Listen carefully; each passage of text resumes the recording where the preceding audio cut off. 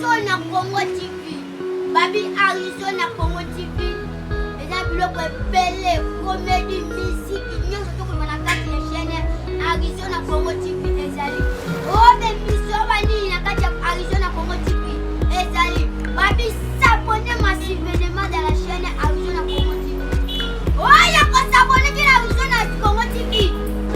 Maintenant, on a pas pour la haine. Comme moi, je te dis, il faut s'abonner. Là, vous avez s'abonner à la chaîne Arizona Congo TV. Vous s'abonnez à la chaîne Moko Arizona Congo TV. Arizona Congo TV, maman nangaye. Balbi yo mutoli oseka. Yo mutoli yo mona ba Tom et Jerry. Biso yeyo ba dessin animé ba ye Tom ye Jerry. Vous s'abonnez à la chaîne Moko Arizona Congo TV. Bino mo nyonso boya botiaka ka musape. Eya nango facile. O manika ndengo nganeni nga. Ne fotaraka. O saka o chebwe. Ba disque d'or nyonso o ba ve.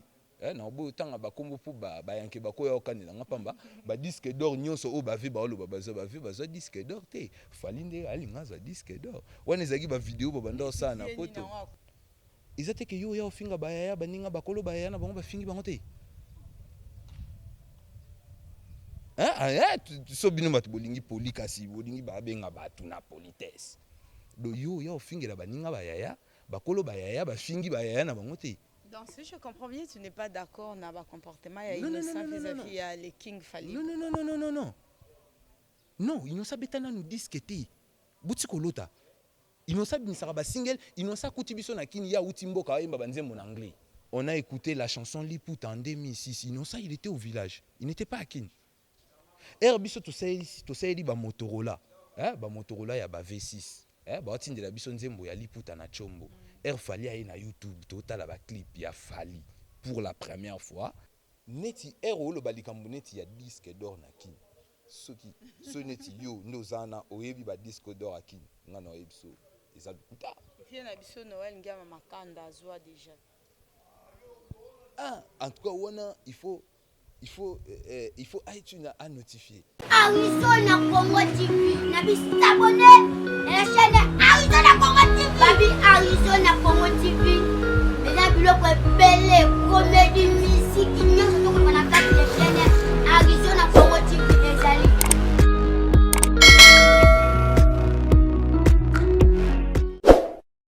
Balandino, c'est une émission Plateau Idéal D. Nous sommes là pour vous informer. Bambo Tenabino, Sikawa Pignon, au Bozouami, partout dans le monde. De big salutations à boss Mathieu Kabeya, sans oublier Maman Sylvie Ngoubi, depuis État Arizona. Et à tous les fans de l'émission Plateau Idéal D avec MO Cube, Loric Matutu Poto Fête, Oman climatiseur à Brésil. Moninga est DJ Lourd, Nzambia ba DJ Nakati à Brésil, Mbote Nayo. Et beau s'abonner massivement sur notre chaîne Arizona Congo Télévision. N'oubliez pas d'activer le bouton de notification pour ne rater aucune de nos vidéos. Ma grande sœur chérie Fifi la douceur, maman sociale, Bundesliga, Mbote Nayo maman. Et aussi à mon vieux Emmanuel de Berlin, l'Allemagne noire Nakata Bundestag. L'Allemagne noire, Azaraka Kamoko, Nakata Bundestag, Bambo Tenao Monvier. Aujourd'hui, nous sommes là. Nous allons parler de la musique avec celui qu'on appelle Chromix Onana, avec qui Tosulana. Je dis déjà bonjour. Bonjour, ma chérie. Bonne santé. Santé Zagito, moi avec Chassakara, toujours dans rythme, donc dans notre petite vie. Voilà. Emo Kibol est là pour parler de la musique avec Chromix. Qui est Chromix, s'il faut te comprendre bien? Chromix, c'est un Congolais. Je suis né à Kalanga, mais j'ai grandi à Kinshasa, donc j'étais là depuis 3 ans. C'est un artiste du coin, c'est un gars du cité. Et on a fait nos avant avec la L9 à l'époque, les amis de Lemba. On a fait des petits featuring, j'ai essayé de manager. C'est vraiment en 2014 qu'on a commencé le bail de la musique. On a fait Cannabis Bangui avec les amis qui nous soutenaient, avec les amis du Congo Media Channel à l'époque. On a fait Cannabis Bangui. Donc je suis le fils du coin, le fils du pays. Donc je suis congolais. Voilà, et surtout des Kananga, tu as dit. Non, c'est là où je suis né, mais après j'ai grandi à Kin. J'ai tout vu d'ici, à Kinshasa. Donc, ma personne en grand personnage, je l'ai vécu à Kinshasa. C'est bon, on est là avec Chromix, au Nana. Au sein de la musique, il y a en tant qu'artiste. Bon, ngana ça musique pop. La musique pas hip hop, musique pop. Donc la musique pop, tout ça na bastille et belé zanakati, tu vois. Je peux faire de l'afrobeat. Ceux qui demandent ou commandent des singles afrobeat, le rap aussi, je fais. Le salsa. Donc on fait un peu, non, nous sommes dans la musique des recherches, mais précisément dans le rap et l'afrobeat. Voilà, nous voulons savoir, ça fait déjà combien de temps depuis que tu es dans le monde artistique? En tout cas, dans le monde artistique, ça vaut 12 ans maintenant. 12 ans d'expérience. Ouais, depuis le premier couplet, depuis le premier rime jusqu'à Kimoï Bekosilate, ça fait 12 ans. Comme j'avais dit, en 2014, j'ai fait le premier son en solo. Oui. C'était Cannabis Bangui. Ça s'est bien passé, la promo, ça s'est bien passé, les amis ils ont écouté. Et puis en 2017, j'ai rejoint la 243. La 243 Street, c'était le label de mon ami Yannick Chamala, Yumananga. Yannick Chamala, le mec de Sarah Kaloumé. Oh oui. Ouais. Et j'ai rejoint la 243. Yannick qui m'avait appelé parce qu'il voulait que sa femme a reprendre Statine Akala, tu vois. Parce que Yannick, il n'était pas à l'époque où Sarah avait chanté avec Akon. Et ils n'en avaient rien à foutre de ça. Ils ne connaissaient pas, tu vois, ils n'étaient pas là. Mais après, quand on lui a un peu donné l'image de la Go, tu vois, la Go, il a chanté avec Akon, tu vois, et avec les bails de musique, ça va donner. Et il a investi de l'argent dedans. On a trouvé un maquis, on était là, il y avait Gros Dash qui revenait d'Europe. Gros Dash, c'était déjà un grand parmi nous. Il y avait Sarah Kaloumé, et il y avait Glock, il y avait Eti Costar, il y avait Rafal Barbelé, c'est lui qui a fait Sieta. Et il y avait Rafal Barbelé, il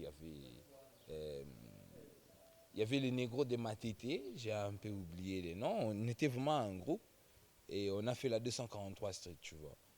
Mais après, quand on a sorti Talent, il y avait départ Isaaki. Au moment où Gros Dash a été fait pour bon, on a habité ceux qui arnanga mutebanda obang ça est tonini mais vedash vraiment alors c'est pas un tu vois. Et puis abanda c'est pas une idée qu'il y a pour lui c'était comme napesi masananga moi si tu vois, parce que Sarah à l'époque de 243 quand on traînait avec Yannick, Sarah habitait chez sa sœur à Bandal, tu vois. Après c'est recrutement na Bandal. Oui, na Bandal, tu vois. Bandal enregistré dans un studio à Diplomate, tu vois. Après, je dis à Yannick, je dis non, regarde. Ce qui Olingi Sarah a concentré musique bien, il faut tout l'ongler na Bandal et pas Ndekonae.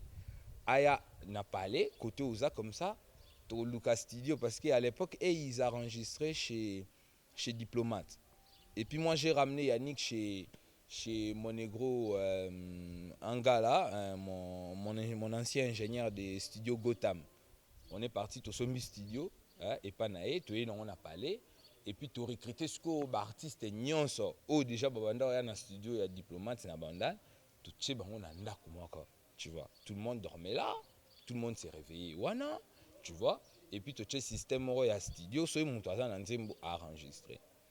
Après époque, wana, Gros Dash na petit nae mususu ya lemba fois bakenda bandungu balungwe, tu vois, balungwe bou.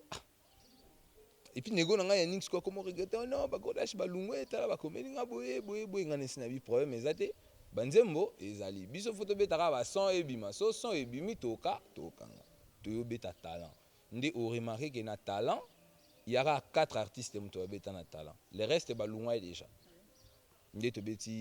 On a ça dans le sang, Yozakala hanga talent.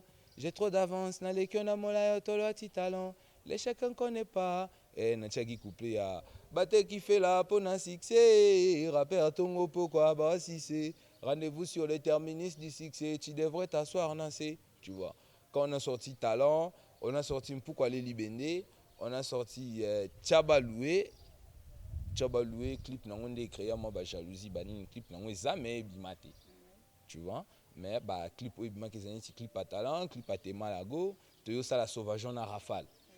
Parce que époque wana engana na studio Rafale ayo obengisa na yo ovanda na bandal, na ntiri côté na bango. Tu vois, ezaki siko na hôtel mobo ezaki wana na avenue juste côté ya Rafale, il y avait bandumba bazalaka ovanda wana, tu vois. Bonsoir Sarah, parce que c'est juste un ntiri, ouais, côté toujours Sarah. Qu'est-ce qu'elle faisait concrètement avant Bozoa? Ah, mais peut-être qu'il y a une bassi bisarat. Bassi bisaka. Non, moi je parle pas des petites Akine, non, le Bela Sarah Kaloumé. Elle faisait quoi avant Bozoa? Mais so kuti mutu chez bango a traîner na ba boîte, abando traîner na ba nego ya nini ya Kinshasa. Elle était serveuse. Bon, n'habité ceux qui osent comprendre dans sens non lo ba petit Akine ba salara cop ya nyar. Hein? Excusez les termes, mais tout comme na muté mamaka c'est lo ba bongo parce que trop c'est trop, hein, et comme nango clair et ça nango lisusu et lo roya au bombati, hein, excusez vraiment les termes. L'époque oyo tokutaki Sarah Kaloumé azalaki na business à Boutou. Donc comme tout le monde qui sort la nuit et qui traîne de boîte en boîte parce que ngape na lunga na ke Coco Jambo nakutaka ba star musu ya kino bino bokamara me ba tamba na ba verre polele ba senga ba whisky na ba verre. Nache Teddy témoin Teddy. Oh mais nache Teddy témoin Teddy président à Action Mass témoin na mona ba nani masawa ya bandalo kombone nani wa imbatolo j'ai oublié son nom nani Samarino il y en avait plein tu vois les négros traînent dans des boîtes au moins biso to kenda ba boîte so ba vi ba bengisi biso so neti samna na lobi kana tete di bengisa ba petit na anniversaire na ngatu tu vois on vient on boit. Mais tellement que les frères pour eux, je sais pas. Ceux qui Star s'est traîné dans des boîtes de nuit. Non. Kistar eza kozonga kovanda, kobule nzembo ya bien, hein? To futur, na mikolo roya to loba nini, to loba makambu o eleki o to loba kilobi, tu vois. Mais on va traîner des bails. Moi, je viens sur invitation du président Teddy Nakenda Coco Jambo. Fiesta Kutuba Utso Bakanga déjà, va au Fungolango. Togenda Coco Jambo. Na soirée Mozindo, je précise. Bon, si, quand je vois DJ Abdul a ça là à Kuna, tu vois, DJ Abdul, il est venu dans un business. Et les autres DJ que je vois là-bas. Mais quand je vois des gens qui chantent, qui depuis Misanzi Moko, depuis ba fan koma ba fan na ye, bazela bi Misanzi Mususu. Star na bango bi Misanzi Mususu, te ye atambola. Ba koma atamba na ba verre na bon na ba sac. Na c'est vérité. Mais soka bobandi ko somba boye na oh ba boîte qui ne comment bongo mutu moni ba mutu na verre pe bou à se servir pe qui dit baté so za qui dit ba au monde à se servir avant dina bino. Ah oui, tu vois. Donc c'est un peu ça. Donc on a à l'époque de 243 expérience il y a bien pour na mutu netinga, hein, c'était expérience ya ngana nego na nga Yannick. Malgré tout à comprendre était le qu'on a expliqué. Vous n'êtes plus ensemble, c'est ça le problème. Même mes expériences à Malambo, mais Boza, ils sont ensemble. Était Sarah Kaloumé, Azo Savinaye, Baninga Longsusu, Mtamto Savinaye. Bon, netinga balongo langa na 243. Balongo la kyo pourquoi? Parce que bio ça parmi ba cofondateur, balongo la kyo ndé. Ngasko balongo langa na 243 ka pona boya ki mutu ay manzembu nanga. Imaginez. C'était qui voulait chanter Nzembo na yo boyaki. Naza na Nzembo buna koma kala. N'époque il y a 243. Tous aïda na problème ya Sieta. Sieta eza Nzembo Rafale te. Eza Nzembo ya Eli bien bongo. Na masana Vagini na bandal na ntiri. Sieta moi na moko asalela ki on na théâtre ya Muyombe gauche. Est-ce que eza na mutu eza na batumi bale bakomela ka ya Nzembo. Eza Vagini na Eli Biembongo na bandal na ntiri. Avant théâtre wana to te juste air théâtre ya mwana wana. azo palola de poste arrière d'ailleurs na azo le bana rosieta pour ma thune, tu vois des bails comme ça. Eli na vagini bakomelaka yango nzembo na bandal na ntiri. Nego na nga Rafale ayiba nzembo wana akenda ko enregistrer yango.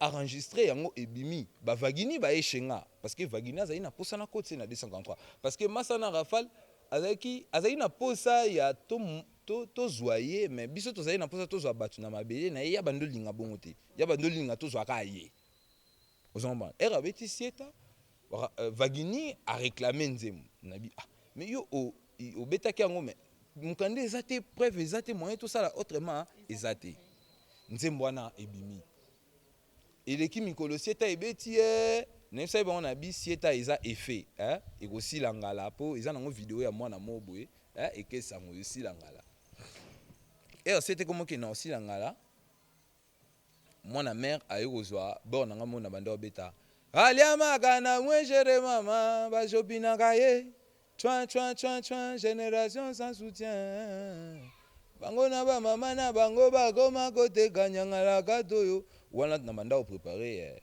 nando préparer oko kabiso volume 2 po to bimisaki déjà oko kabiso volume 1 à 243 to préparer ce oko kabiso volume 2 ndi na mando imba plan na na vani na palais petit nanga moboye azara na Maroc a capturer na statut ya Gros Dash Rafale azoye manzembo wana au moment où ezayanga na bimé masa o ndeni na ko ke manzembo nanga ba filmer ba publier na Instagram ya label parce que na Instagram ya label déjà quand on te publie c'est que ça borne na yo on se comprend na compréhension ba abonné tu avais été trahi si je comprends bien au moins c'est ce que je suis en train de t'expliquer na komeli nego na nga Yannick même si na bi mais ndeni ni bino boko moko ta koteri bozane tinzembo na nga bo filmer Rafale azoye mango bino bopi bo publier na intention nini et ça l'ineti moi débat wana nego na nga Yannick na Kenya na kama na ye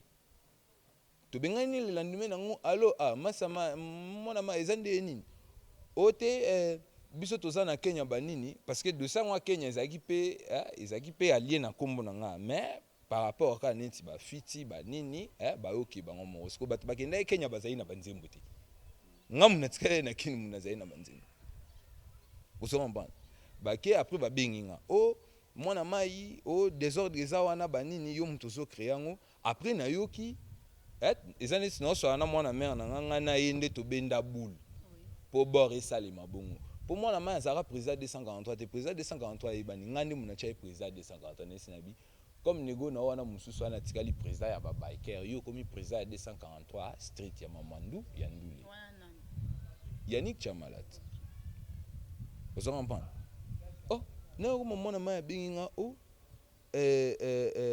yo ozo sala trouble kuna banini obengi Gros Dash olobele mabe ponga na benga na tindela Gros Dash audio nabi ba jana ya pamba ya ozara banzembo ya batu ko faire filmer ngo batu po bazwa buzz wana nga na linga ngo teto oboma na bolungo la vidéo wana mona mère abengi nga allo okutunde za boye banini yo lungwe ozo créer trop trouble nesi nabi ozolo bango na ndenge ya bien to ozolo bango na nga na ebiso ke ba eminzemu na nga sepelite yo kenende ka na page supprimer vidéo wana po nga na okota na tala na mona ngo te yo oyebisa nga neti ke no olungwe ntimile nga ndeni neti yo na minute programme nezani nesi nabi na minute bozolinga to signer na basidio ya minene neti dikamuna na loba ba courte joie eleke belé bana mai ba betaka nzembo moko bu a répéter coûter ayeka na ayaki nango wana pa a répéter ngo batuni oyebi mamba oyemba unayibi ayembi ka wana après ici nde dossier tozara na on a 243 masa to vanda to répéter bango balobité nga na zo répéter bango ba osekanga bazo ba biso tozo bimisa batib ya kangami na makamba o répéter n'est-ce pas nabi dobino boka nzaka banzembo wana boyembi ka moko wana nde kotikala chaque année bakinois na kin bino mikolo rythme bokomi nango ya ngwana tozomona bagezi mawete abeti mwa denzembo ni mwa moko avandi innocent abeti mwa moko avandi elingeza pe mabeta problème onde kilelo te wana so balobi ke kilelo eza court toujours wana bakosi omoni dans le passé, dans le discours de Joseph Kabila, hein, dans le passé, avant de quitter le pouvoir, il a dit « Je voulais transformer l'homme zaïrois en l'homme congolais. C'est pas ce que j'ai pas, hein, c'est ce que j'ai pas pu faire. » Il a menti. Moi, je suis pas l'homme zaïrois. Moi, je suis l'homme congolais. Donc, na répondre à partir d'un discours qu'il a menti, hein, il a pu transformer les hommes en hommes congolais. Vous comprenez?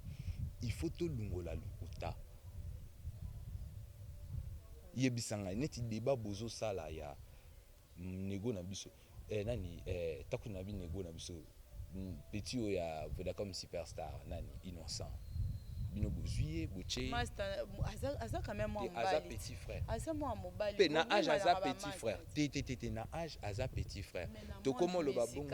Te na mode musical asa na ta papa azala yaya azala ndenga lingi mais na âge asa petit frère. Hein to lo bango na ndenge wana po ezala un peu poli. Respect au coqueton lo ba ke confrère. T'es pas respecté non. Lui il n'a pas utilisé le respect. Tu vois nous on était à Kin depuis longtemps, on a grandi ici.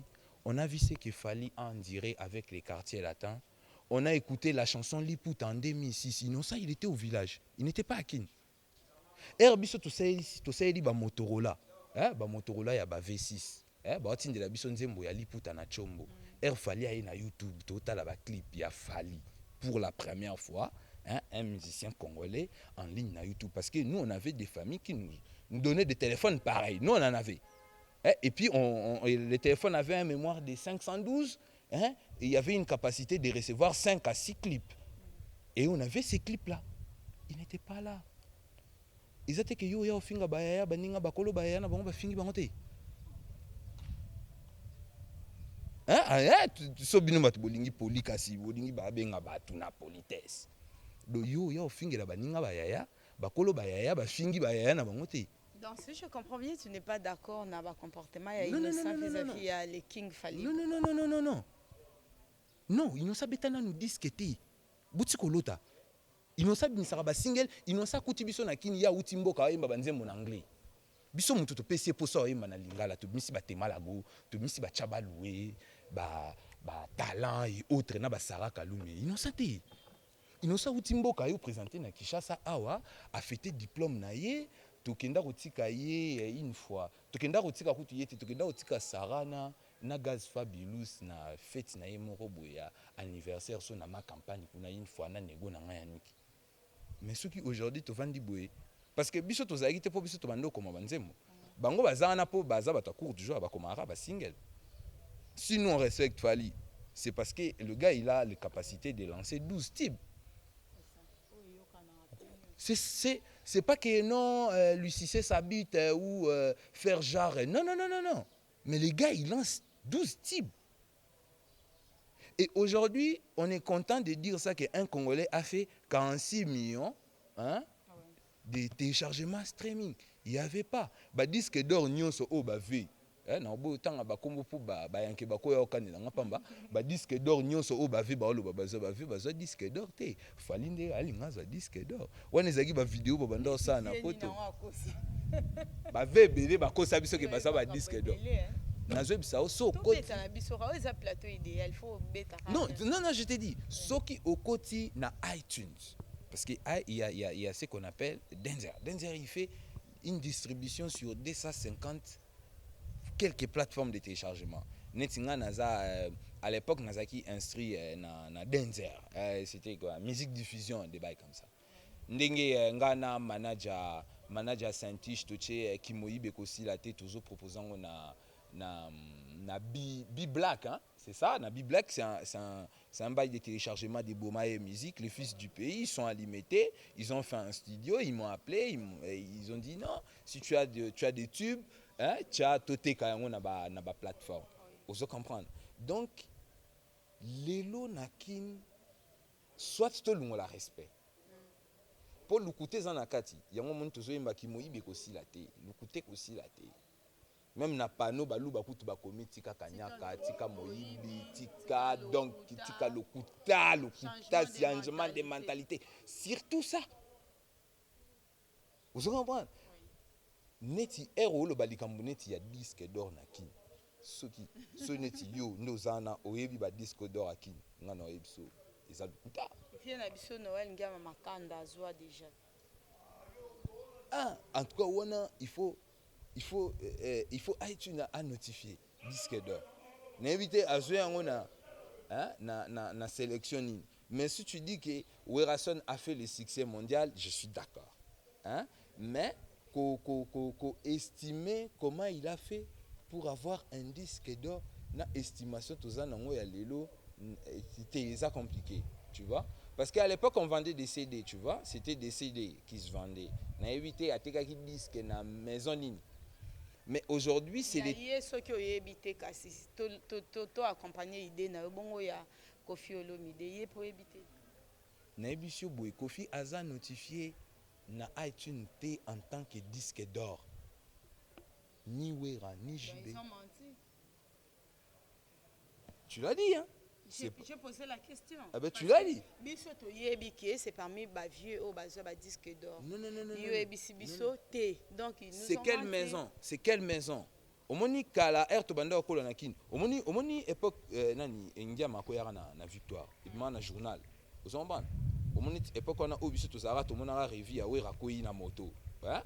Mais lelo et comment bima na chombo. Mais biso à l'époque to monara on na moi revi à victoire et bimi na Willeri boye Wera koya ki na moto boye. Vous comprenez? Donc époque on a information Isaac ndenge mususu. Tu vois. Donc l'époque on a so balobi ki Kingani azwaki disque d'or, il faut que la maison nini était kaki disque d'or wana parce que disque d'or eza vente na niveau mondial. C'est ça. Vous comprenez?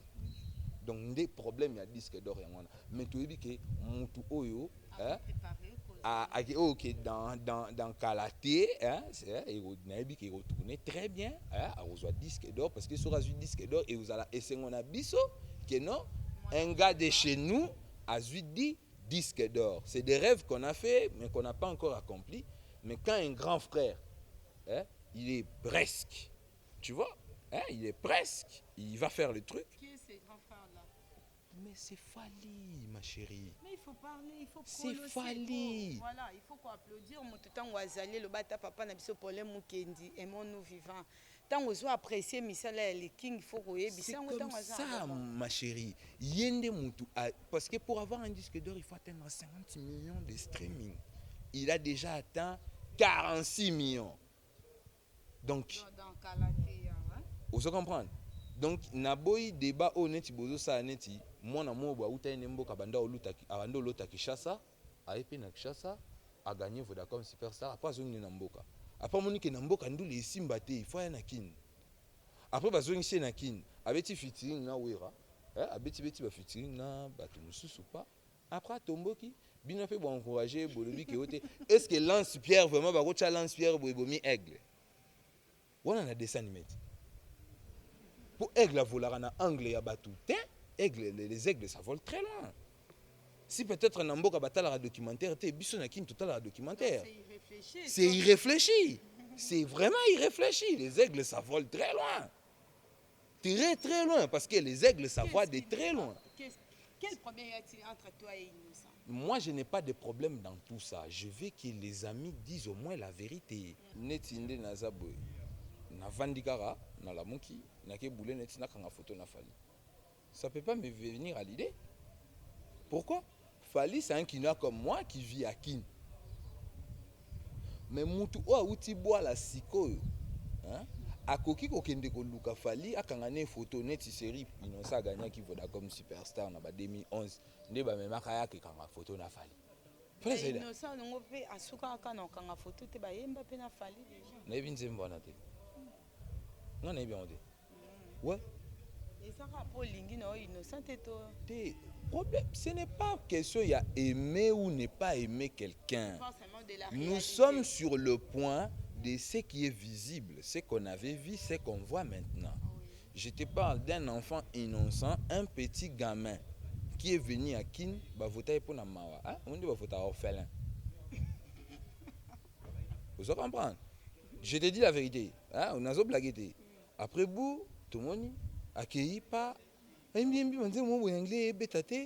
après na 2017 tosangani na Yannick Chamala banini na banego nanga banego nanga na kopesa ba merci ba vena biso ba Grodash ba Yannick Chamala ba Kenji Mobutu même si Grodash abanda olinganga te po vana za olinganga te hein mais na félicita kaika rapo azaiki wana ba Kenji Mobutu ba nego na biso ya non wana bango na mboka. Mais innocent en question, c'était un villageois où il y a qu'on rêvait dans nos kines et tout. Mais il a du succès maintenant, plus que eux-mêmes. Mais le problème, c'est que le problème, c'est que combien de temps ça va durer? Comment tu as problème de disque exact? Au moins, tu pour nga muna lunga na 243 ba yibisinga lungwe na boyo yemba po nini po na yiba ke twana banzembo te na ke na batami na komi banzembo neti ngande na bunga quand ils étaient entrés naza na saka madeso ba punchline et puis na relivrer ngo chez Bomae po na livrer ngo kutu libanda te na relivrer ngo chez Bomae manager na nga zaki de na général philo tout est carré tout est lix moyen to pesa ba indi sezate na Bomae awa na toyoki déjà na Bomae et bongo Olandi ndeko na ogezi mawete po epasa kunati le roi pona oki tumbi innocent assez que ça mutagezi na comprendre te geza na bon je sais pas comment on dit à qui mutagez ou pas mutagez moi je sais pas mon problème mon problème c'est que nazana ba type ya Rutinda et mon manager a négocié avec Bomae. Et puis il y a Gez chez Bomae. Gez c'est un gars de Tchangou. Ce que je peux dire pour Gez, c'est que Gez a Demba qui m'a mabelé na. Demba c'est quoi? Demba c'est Yuma. Moutoua qui m'a mabelé na. Aseda. À complexa, je sais pas Gombe ou je sais pas quoi, quelle commune place Azali n'a habité, mais yé Azaki Negomo Boy fallait zalacher. Vous comprenez? Soit Azaki chez ça allait créer quelque chose. Tu vois, les frères qui lui ont vu grandir ne lui voient plus. Oui, non, on croise des gens de chez lui. Gez a chanté avec un frère qu'on connaît de l'imité JF Asolsa ou avec des autres frères qu'on connaît. Gez, il a enregistré dans le studio d'où moi j'ai sorti mon premier single chez MD à Salongo. Même à Salongo, on n'y voit plus. Moi, complexe d'infériorité, on a des lots autour boya. Tout ça, la neti mindele. Ba mindele baza ba chebango, ba pela ba chebango. Vous comprenez? Les attaques sont complexées. Neti. Na tchangu peut retomber peu parler moi ou yamine na piscine. C'est possible. C'est possible, non? Ah oui, même pas parler musu sueza. Vous comprenez? Mais ceux qui ont kogi ko pesa neti tchangu Congo. Après okekuta na mutambo kamo bando ça ba débat et comme yo comment le la yo moi na tchangu mais moi na tchangu les enfoirés ne te reconnaissent plus. Biso to yebi les enfoirés na tchangu. Ils reconnaissent plus le gars. Vous comprenez tout la vérité. Oui, Nantin a dit que chez Bomae, mais c'est une vérité. Mais négros, les enfoirés, les négros de Tchangou que je connais, les OG de là-bas, il se plaint, les négros, il n'est pas là. Mais après, on écoute à la télé, le négro, il a fait des débats, il est de là. Oui, t'es de là, mais t'es où? T'es pas là. Tu comprends? Donc, il y a un peu complexe d'infériorité où il faut qu'on fasse un cadre. Oh, bibiso, tu as ça, nous les ponts en zalaté. C'est différent. On a connu na matonge, et pas président 6, biso toza bana molokai, tu es déjà bière, staff et autres. Biso ya ko yemba pona yebana. Vous comprenez? Ils en a battu ba ko yemba pona nzala. Yango batekisi lisoko na pete. Net banane. Oh, so na tangi ba kombo e créer trouble. Maintenant na ebité que mais quand tu tiens des propos comme ça, aussi boy autant ba kombo pour une tu dois sim. Et bongo mutu za no na biso na malem. Ndenge nini bozo bulele fali. Ba bulele. Bazo bulele. Neti lelo so na bimisi disque pas Bomae bo bulele ngai. So ekangi. Alors que biso on est quand na katsa. Yo mo pendo ça bozo planifier chez Bomae beta e kanga isa bulte. Te ngai sina planifié déjà. Na e ko beta kanga. Hein? Vous comprenez? Mais ertozo lo baki dossier a fait la nakine moyen robomba yango ezate po eza clair. Hein? bana mère hein batekisi pona affaire à lokotro papa wemba loba déjà à l'époque biso tozali na mon local à l'époque showbiz simba monde des elo okutoko que la sonité parce que ezelo kasikate ekumani aloba kango déjà je comprends tu vois mais après tout batu oyo batekisi po ba régner bayembi nini ba planifier nini c'est sans avenir yango tobetela non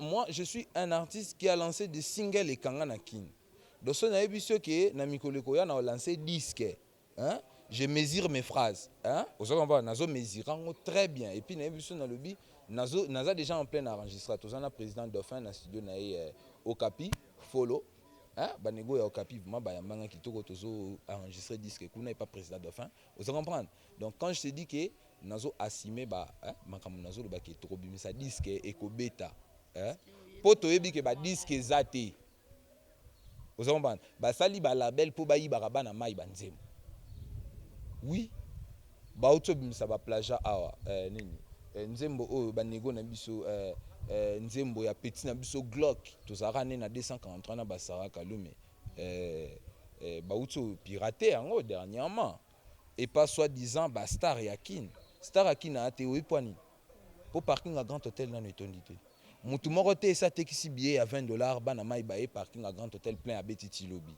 star izana nouera na kin JB na kin Kofi Olomide Chafali Chafere ba star bazana bango wana entre biso ne toza boyi toza mekola na koyemba ba nzembo hein pour mutabeti 12 nzembo ate peut-être ngam na bimisa 12 nzembo mutu aliboso peut-être vous comprenez na habité mais na planning na bango tokotisa da ba espion kuna ba nzembo ezate kuna ezaka afela na fela ndenge obi oza maele mabe te eza maele mabe te eza maele oyo il faut mutu azala nango pour se relancer na vie vous comprenez donc je te dis un truc hein la musique a changé aquí la rumba a maintenant 60 ans même air nego na biso gaz fabulous azo bakatika rumba na défaut ezandoto hein ezaneti mwana mukazo lota hein akoki kotika rumba na défaut tepo rumba eza na 60 ans musique au biso tozo sala ezana même pas na 20 ans.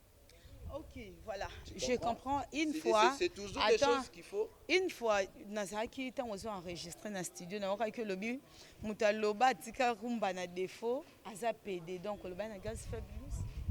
Il y a ça PD alors. Mais il faut zalara PD pour l'autre qui utiki rumba na défaut. Pour rumba eza na 60 ans. C'est ton ami.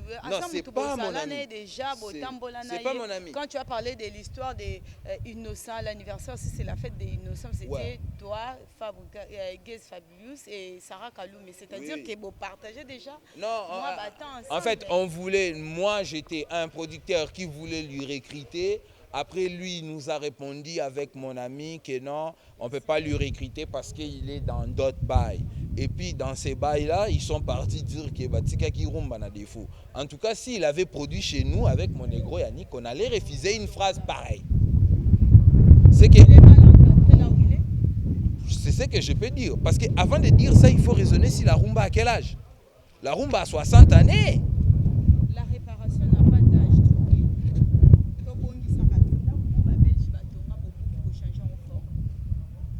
Est-ce que bakoki kobuka pays pour ba changer en forme ozolo baki utiki rumba na défaut c'est que utiki OK jazz na défaut alors que ko yavi eza na place victoire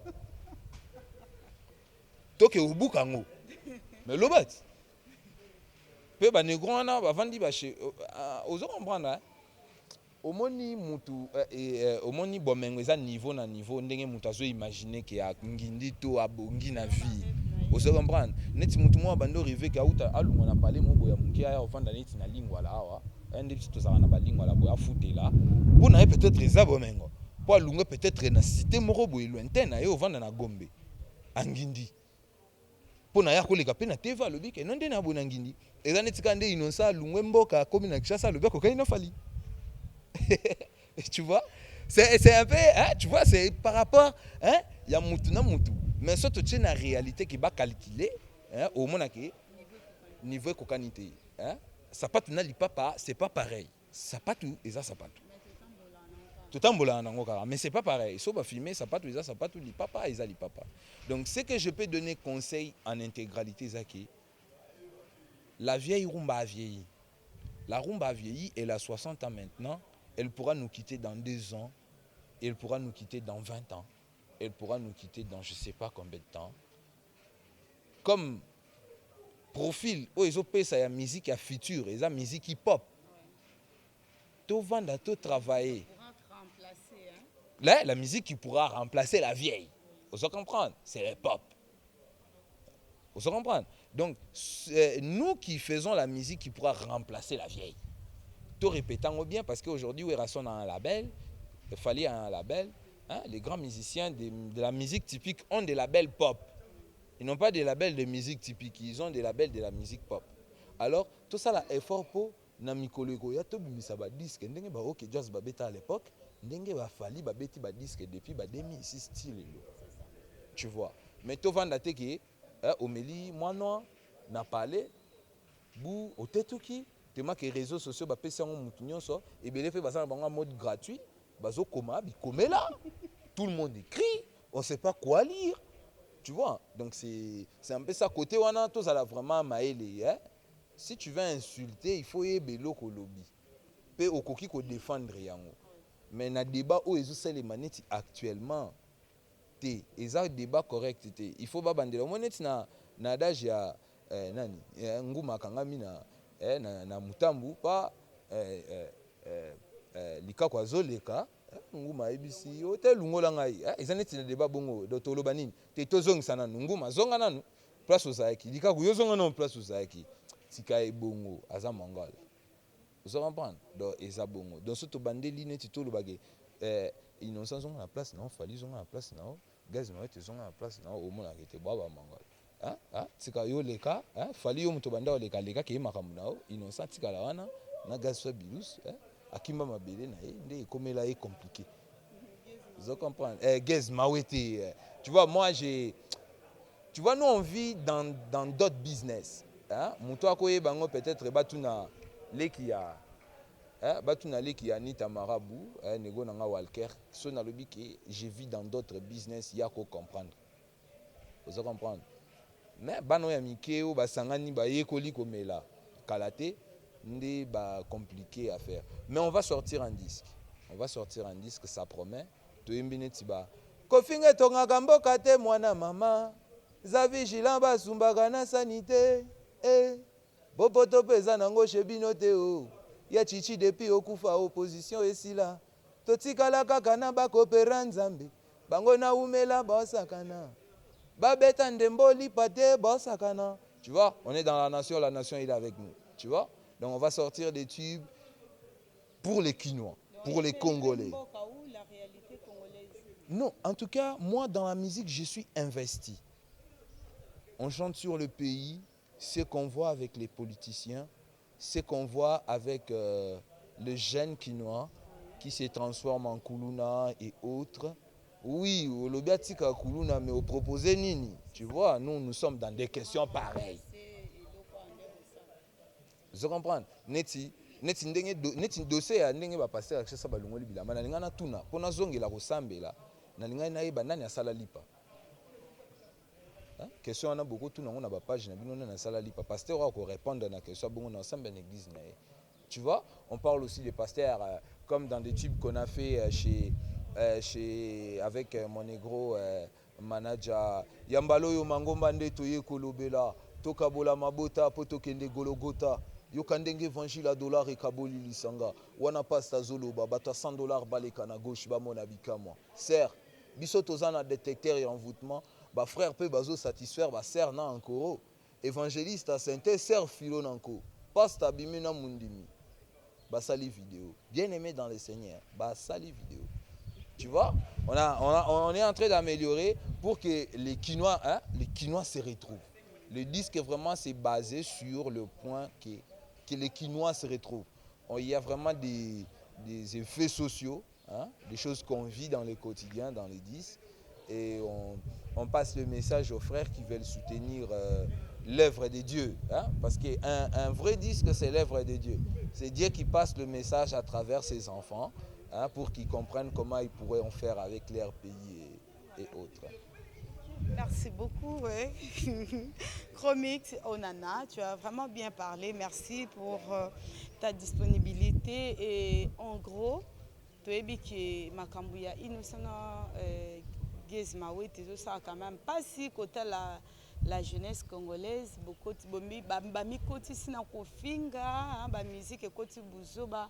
Quel conseil que au copé sabango en tant que jeune frère na? En tout cas, nga nasa na conseil ya pesa mutu te po bana mike ba obeta da makaya. Mutu bien zate. Et loko na koloba ezaki quand on prend l'idée de transmettre, attention aux autres transmettre buzoba, quelque part tout boulé peut qu'on transmettre maïle na biso. Hein? Les côtés bons, hein? Même si on veut lancer les côtés mauvais, mais il faudrait que les côtés est bien, c'est ange et démon dans un humain. Hein? Il y a un ange, il y a un démon.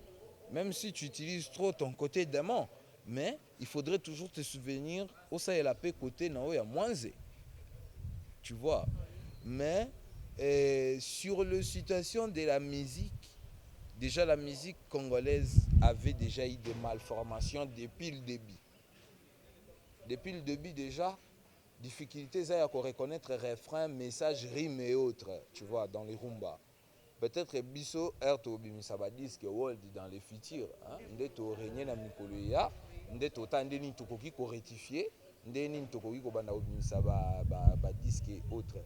Mais pour le frère, bon, il y a 1000 messages, hein. Je n'ai pas vraiment à interdire. Je ne suis vraiment pas dans les interdictions ou juger les gens sur leurs messages. Mais tout ce que je dis, c'est que Nakatia Mabe, Ozo, Yemba Pebolamou, ça pourra arranger les choses, tu vois. Ok, ton numéro de téléphone, ceux qui battent besoin de contacter. Moi, je suis contacté sur le page. On sera en ligne sur des téléphones dans quelques jours avec mon manager.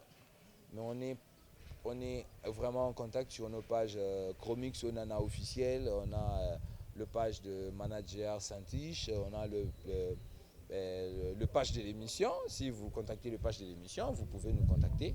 C'est ce que je pourrais dire sur le futur. On a parlé du passé, on a parlé de 243, déjà 243 Ikoufa, hein, pour votre information. Maintenant, on va parler du futur. Balabala Trandé, c'est un groupe de jeunes qui sont ensemble pour vraiment donner le message du pays.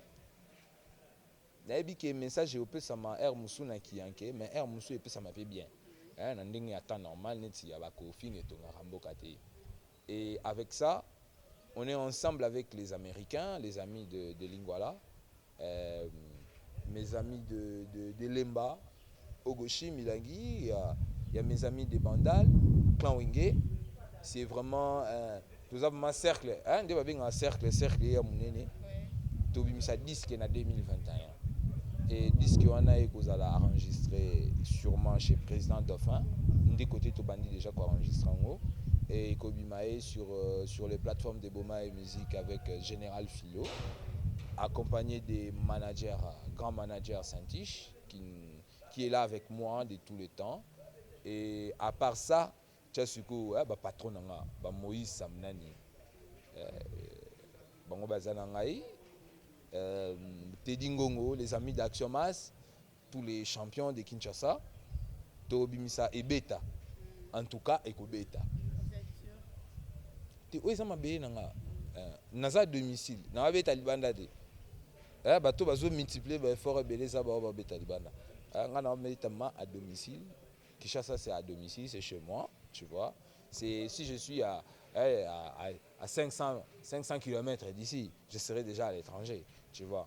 Donc Tobimsa et Beta et nazo espérer dans soutien il y a Média, Netibino, les amis de la radio, tous les frères qui aiment de la bonne musique, parce que nous sommes sur moi je suis sur toutes les plateformes de téléchargement. Si quelqu'un veut écouter ma musique, il n'a qu'à écrire Chromix Onana sur Google, ça va sortir. Mais Ebeta nano yete, Ebeta eya e kanga, nebi keto kutana. otobeta lisusu lisolo na nga kata débat bango bayeba te babato ba coup de joie. Voilà, un grand merci à tous nos téléspectateurs pour ces moments où tu partages Nabino. Merci beaucoup na coach Bona Matundu, moi na potatango ndeko ya Jacques Matundu na kati à Paris. Merci aussi pe bambote mingi na Mimi Mazeba la grande dame na kata Lille et bino ba nyos bo mesana kolanda Arizona Congo TV na émission na biso plateau idéal D. Je vous aime beaucoup. Tout le monde ni balasima. Bye bye.